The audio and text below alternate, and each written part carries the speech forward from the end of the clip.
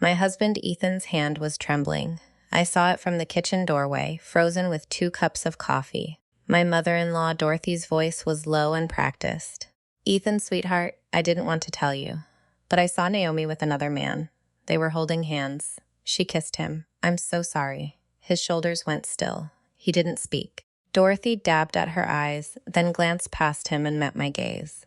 Her expression was perfect sorrow, but underneath it was satisfaction. She had finally done it. I set the coffee down. The clink made them turn. Ethan looked at me with confusion and the beginning of belief. "Before you say anything," I said quietly, "there's something I need to show you." Dorothy's smile flickered.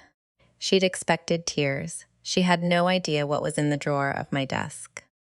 Welcome back to Reddit Drama Stories, where sometimes the quietest wife in the room is holding all the receipts.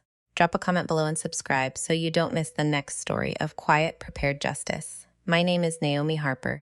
I'm 31, and I illustrate children's books from a small studio in the sunroom of our house. I spend my days drawing rabbits in waistcoats and foxes with umbrellas. I've learned to be patient, to notice the small details that tell you what a character is really feeling. That skill is the only reason I survived my mother-in-law. I met Ethan 8 years ago at a bookstore. He was a civil engineer with a quiet voice and eyes that crinkled when he smiled.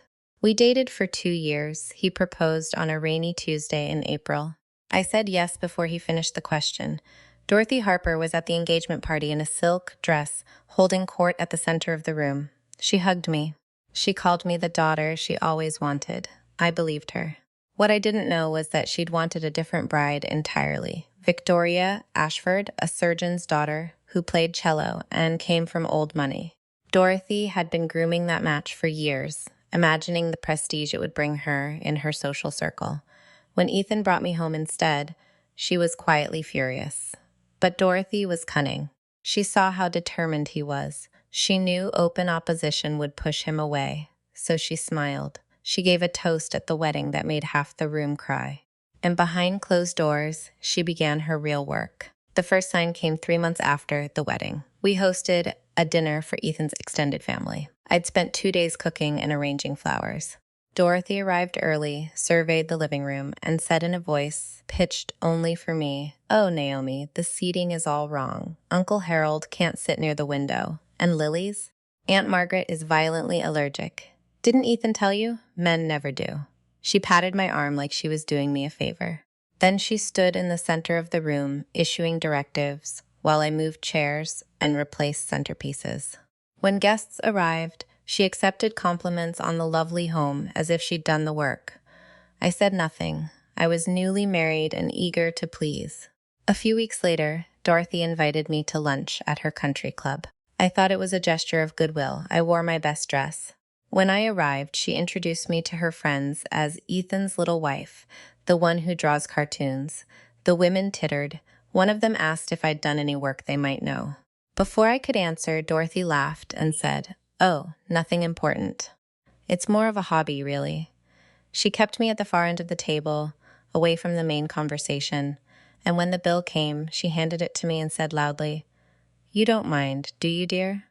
Ethan mentioned you were doing so well with your little projects." I paid $240. I never told Ethan about that either. The pattern settled in over the years. Dorothy had a genius for small cruelties impossible to call out. She'd compliment my cooking and add, "Ethan always loved my pot roast. You'll get the recipe eventually." She'd admire a dress and say, "So brave to wear that color with your skin tone." When Ethan was in the room, she was affectionate. When he stepped out, her voice changed, colder, sharper. "Ethan could have married anyone, Naomi. I hope you're making an effort to be worthy of him." That comment came while Ethan was at the hardware store. I was washing dishes. She sat at the kitchen table, slowly stirring her coffee, the spoon clinking against the cup in a steady rhythm as she critiqued my housekeeping. She had a way of tilting her head and pursing her lips before delivering a criticism, as if savoring it. One Sunday, about 2 years into our marriage, Dorothy cornered me in the kitchen while Ethan was watching football with his father. She'd been drinking wine, and her face was flushed. You know, she said, her voice deceptively casual. Victoria came to visit last week. She asked about Ethan. Such a lovely girl, still single. She's a surgeon now, you know. Pediatric surgery. Saving children's lives. She took a deliberate sip of wine and smiled. She would have been perfect for him, but I suppose we all make mistakes. She walked away before I could respond. I stood there gripping the counter, my heart pounding, and said nothing. One incident from our third year stayed with me like a scar. Ethan was away on a business trip in Chicago. Dorothy had a key to our house. She'd insisted on one for emergencies. That week, I had a work event that ran late, a book signing followed by a publisher dinner. I got home near midnight. The house was dark. I tried my key. It turned, but the door wouldn't open. The deadbolt had been thrown from inside. I rang the bell. Nothing. I knocked. Nothing. I called Dorothy's phone. It rang and went to voicemail. I called again. Nothing. I walked around back. The sliding door was locked, every window shut. It was November, and the night was cold enough that I could see my breath. I stood in my own backyard in heels and a cocktail dress, shivering, for nearly 20 minutes. I ended up crawling through the kitchen window, the one that didn't latch properly. I pushed a trash can against the house, hoisted myself up, and wriggled through a gap barely wide enough for my shoulders. My dress tore at the seam. I landed on the kitchen floor with a bruise on my hip that would turn purple for 2 weeks. When I walked into the living room, Dorothy was sitting up on the sofa, blinking at me with exaggerated confusion. "Oh, Naomi, there you are. I must have dozed off. Did you have trouble with the door?" The deadbolt, which could only be thrown from inside, was now unlocked. She looked at me with a perfect mask of bewilderment, her head tilted in that practiced way. I knew she'd locked me out on purpose. I knew it. I didn't say a word. I went upstairs, changed out of my torn dress, and lay staring at the ceiling until sunrise. The next morning, Dorothy made pancakes. She hummed while she cooked. She asked me how I'd slept, her voice dripping with false concern. "You look tired, dear. Dark circles. Are you taking care of yourself?" Ethan called later that day. I didn't tell him. I told myself it would sound insane. Who would believe his sweet, devoted mother had deliberately locked me out? Everyone adored her. She made sure every interaction anyone witnessed was perfect. There were other incidents, each one carefully calibrated to wound without leaving visible marks. The Christmas she handed out beautiful gifts to everyone, a cashmere sweater for Ethan, an expensive watch for his father, thoughtful presents for all the aunts and cousins, and gave me dollar store dish gloves. "I noticed your hands were looking rough, dear," she said loudly enough for the whole room to hear. Several relatives laughed. Later, in private, I found one glove had a hole in the thumb.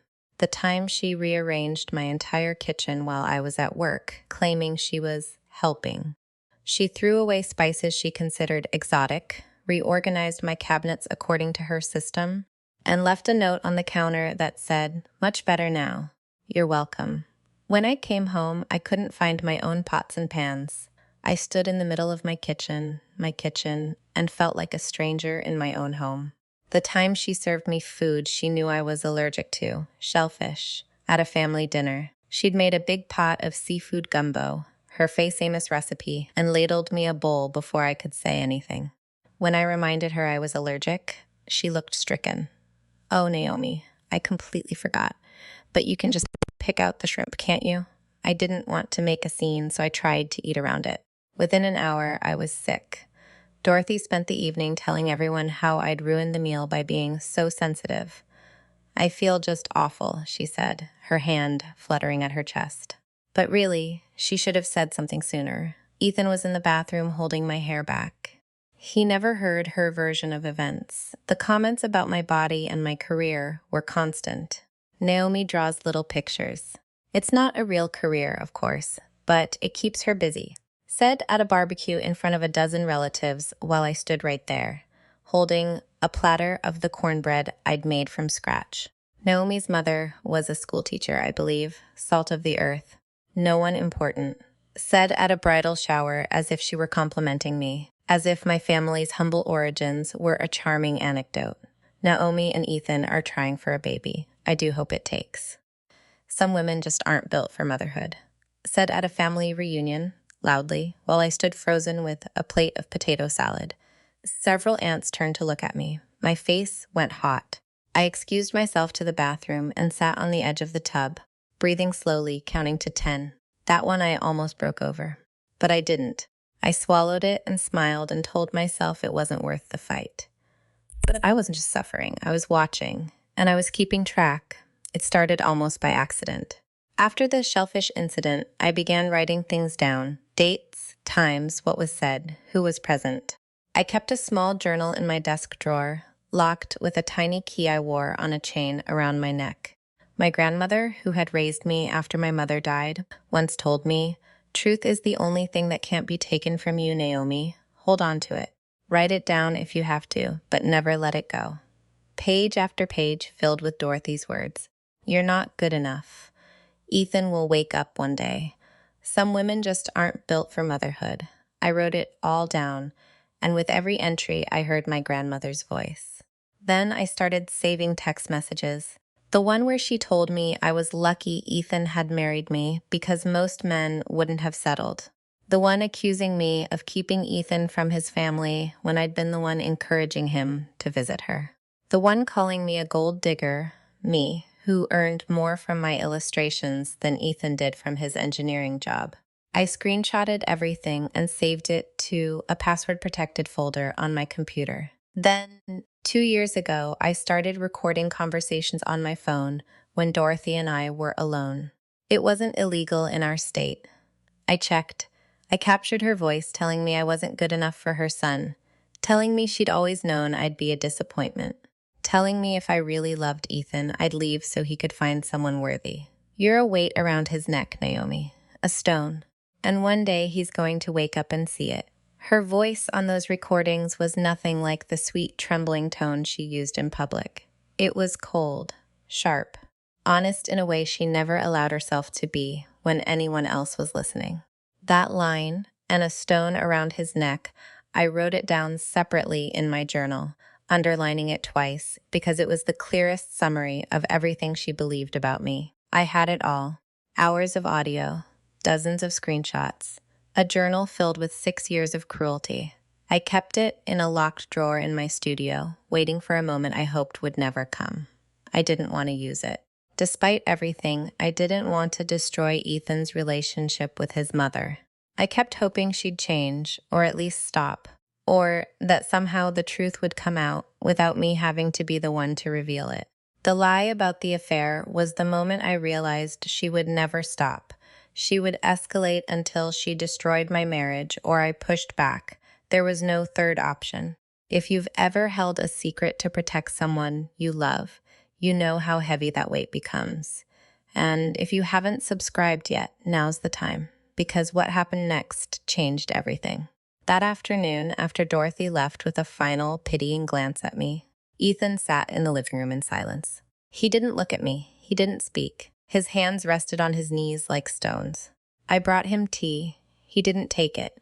I sat across from him, and we stayed like that for a long time, the silence stretching between us like a wire-pulled taut.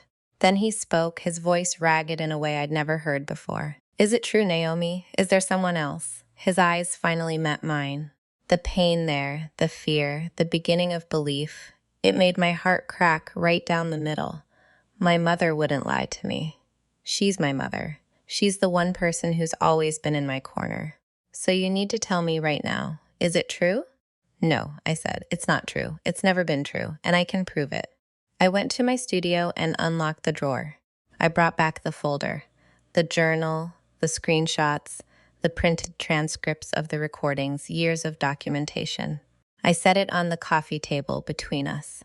"Your mother has been lying to you, Ethan, not just today. For 6 years, she's been trying to destroy our marriage since the day we got engaged.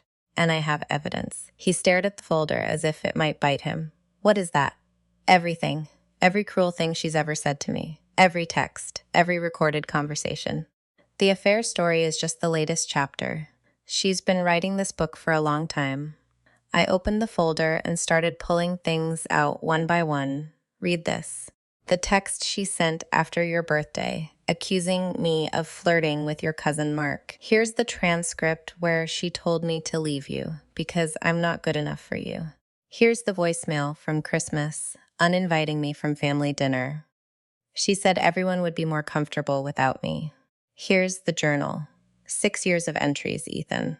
6 years of your mother telling me I'm worthless, that I'm a burden, that I should disappear. He read. For a long time, he just read.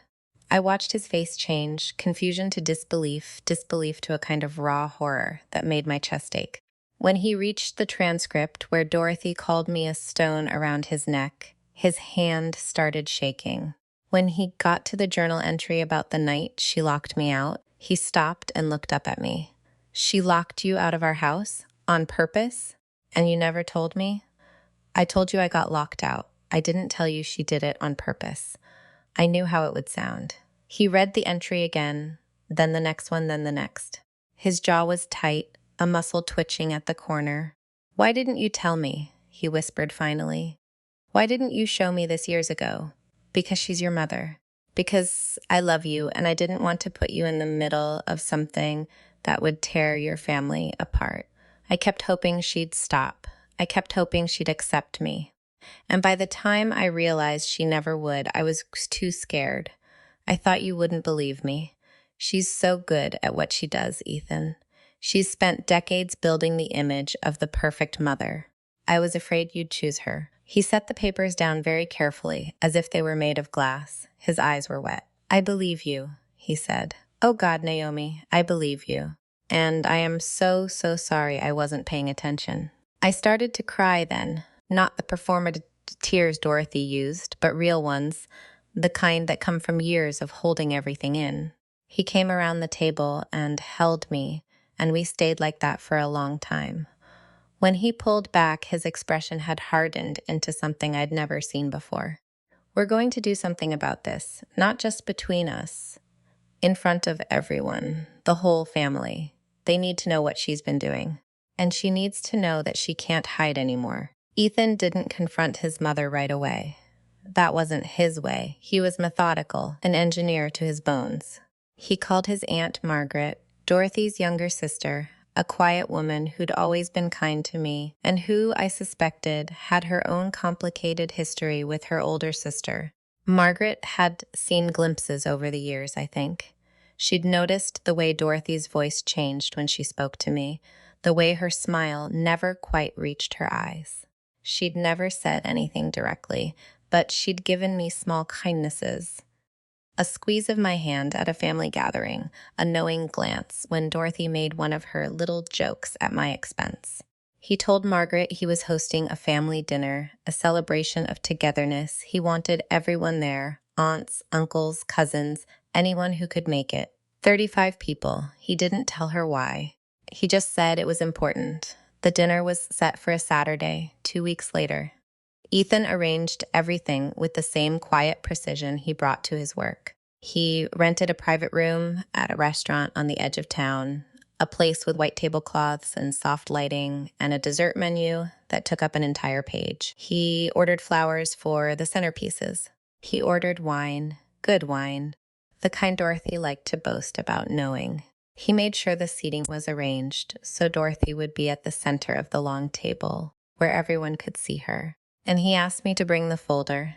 I spent those 2 weeks in a strange suspended state, caught between terror and hope. I barely slept.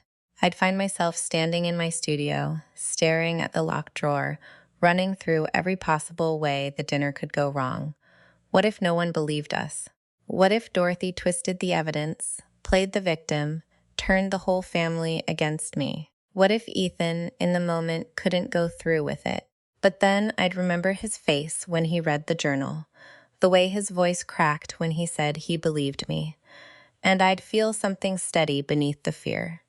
Not confidence, exactly, but resolve. The night of the dinner, I dressed carefully in a dark green dress that made me feel strong. I put the folder in my bag, right next to my phone with all the recordings backed up to the cloud.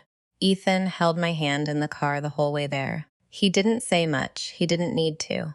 His grip was steady and warm, and every few minutes he'd squeeze my fingers as if to remind me he was there. The restaurant was beautiful. Candlelight and polished silver, the murmur of conversation and the clink of glasses. The family filed in over the course of half an hour.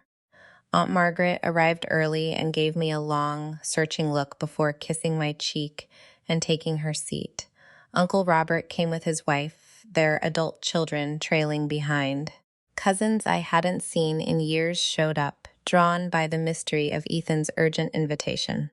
Dorothy arrived last, sweeping into the room like a woman who owned it, hugging Ethan with theatrical warmth, giving me a cool nod, and settling into the chair at the center of the table as if it were a throne.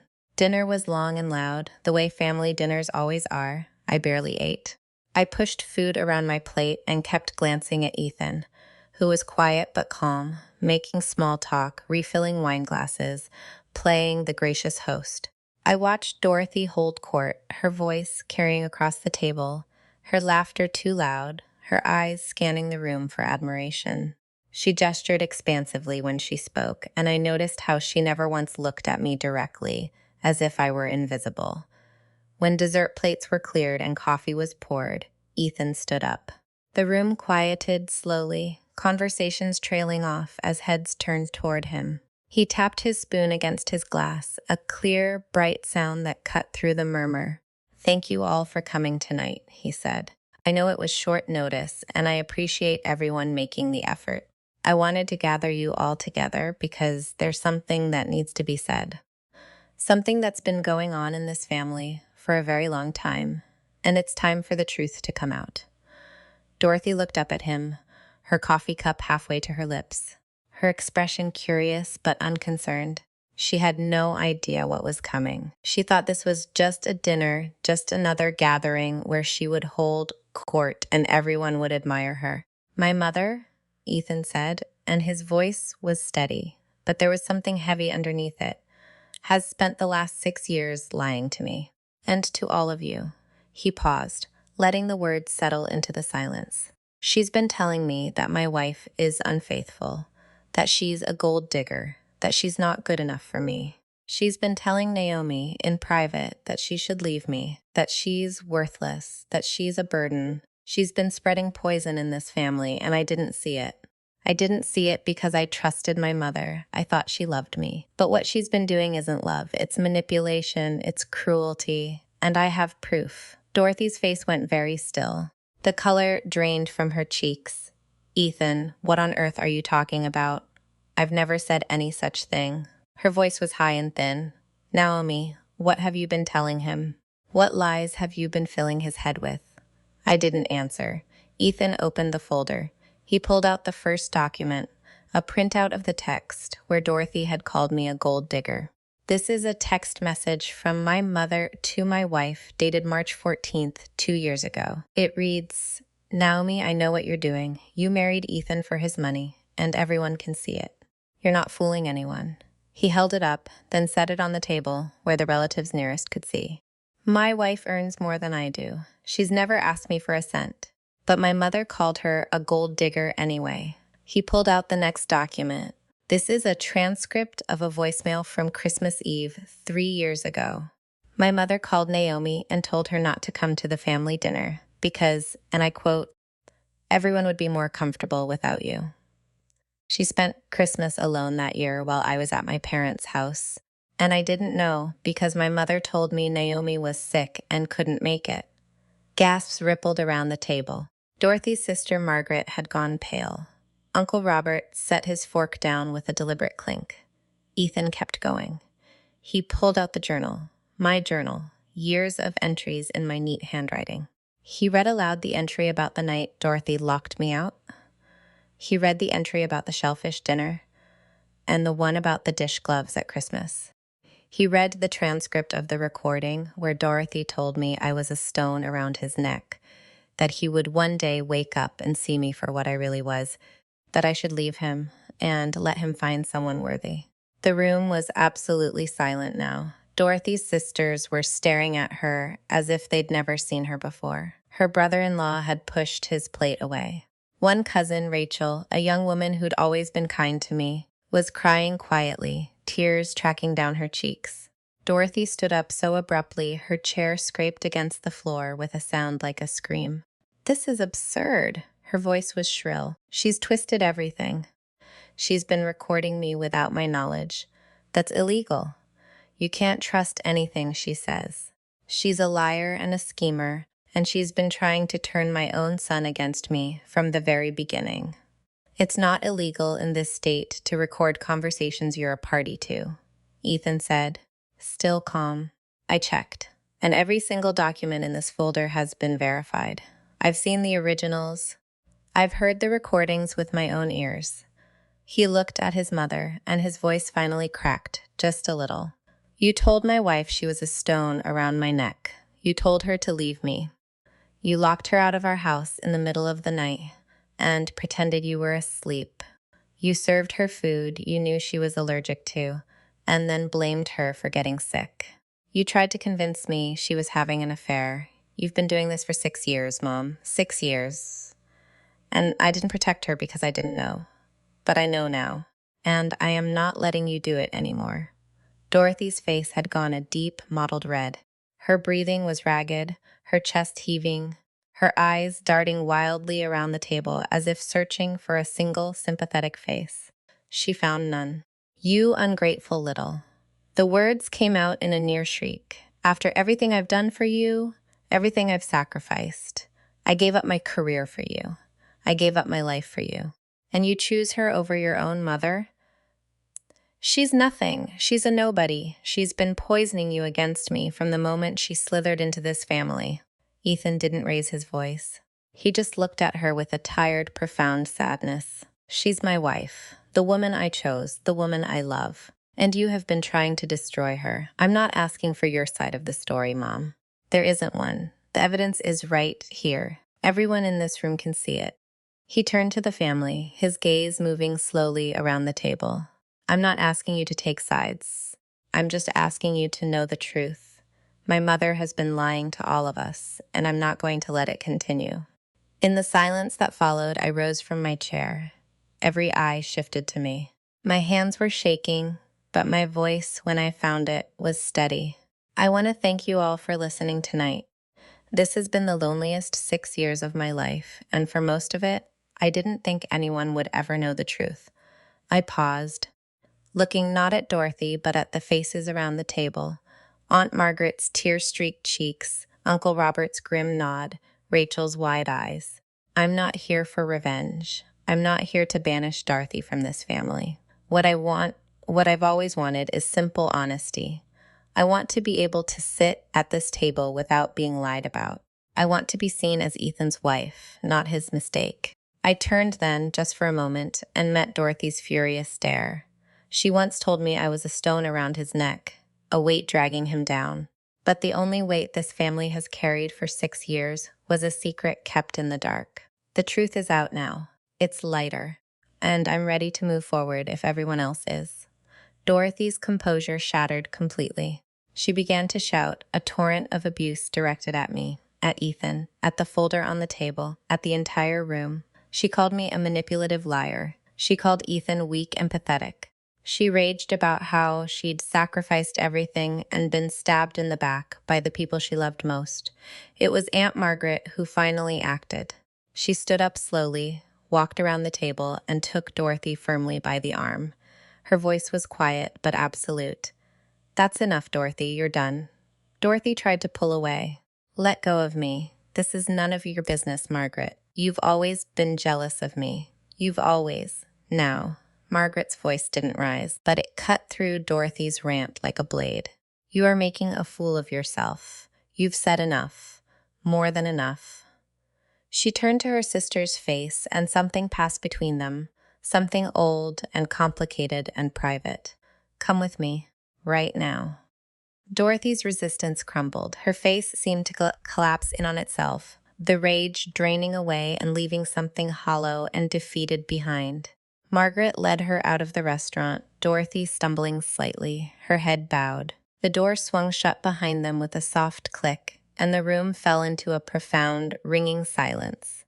For a long moment, no one moved. Then slowly, people began to speak. Uncle Robert cleared his throat, his voice rough. "Ethan, I had no idea. None of us did. I'm sorry." "I'm so sorry you both went through this." His wife nodded, dabbing at her eyes. "We all thought she was, well, we thought she was just being Dorothy. A little sharp sometimes, but nothing like this. We should have seen it. We should have asked more questions." Cousin Rachel came around the table and wrapped her arms around me without saying a word. Her hug was fierce and warm and exactly what I needed. When she pulled back, her face was blotchy from crying. "I always thought she was so sweet," she whispered. "I can't believe it. I can't believe what you went through." Other relatives approached, some with apologies, some with quiet words of support, some just with stunned silence that said more than words could.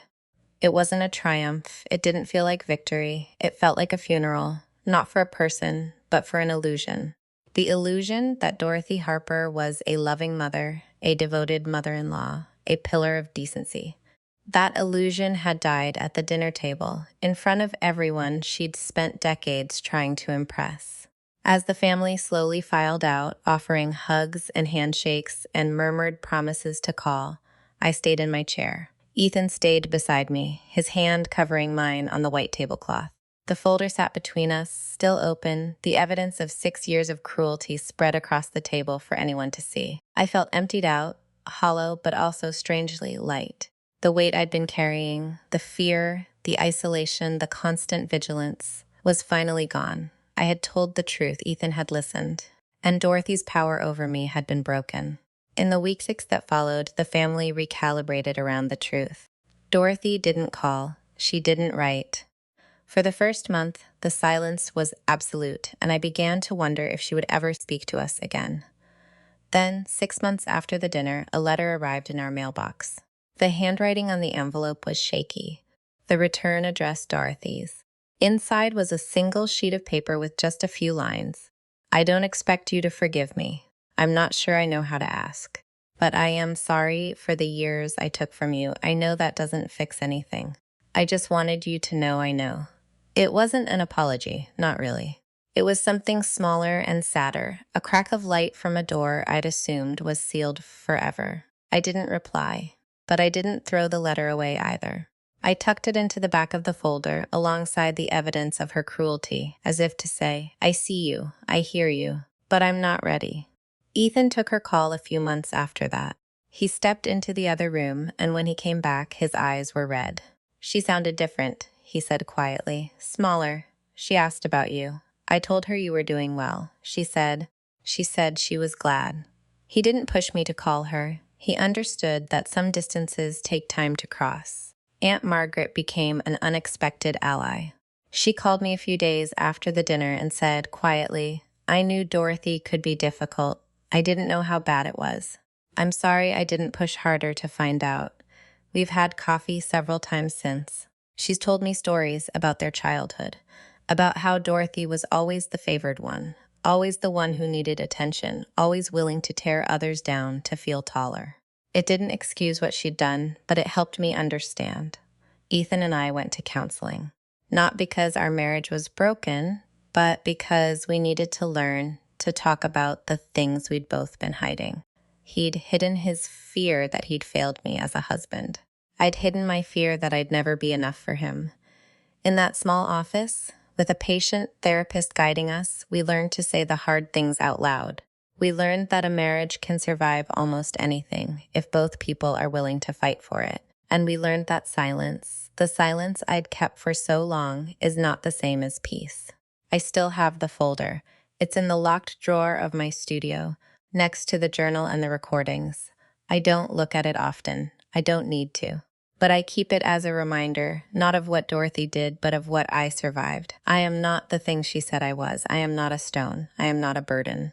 I am a woman who endured 6 years of quiet cruelty and came out the other side with her marriage intact, her dignity restored, and her heart still beating. My grandmother's words, the ones I wrote at the front of that journal, are still there. Truth is the only thing that can't be taken from you. Hold on to it. I held on. And when the time came, I let it speak. One folder of evidence waiting in a drawer for its moment. One mother-in-law who thought her performance would never be questioned. One husband who finally saw the truth and stood up in front of everyone he loved to defend his wife. And one woman who learned that silence can be a prison, but the truth, once spoken, is a key. If you've ever been made to feel small by someone who was supposed to welcome you, you know how that isolation feels. But you also know that when the truth finally comes out, it doesn't just clear your name, it sets you free. What's a truth you've been holding that you wish you could share? Tell me in the comments. I read every single one. If this video meant something to you, share it with someone who needs to hear it tonight. Subscribe to Reddit Drama Stories, and I'll see you in the next one.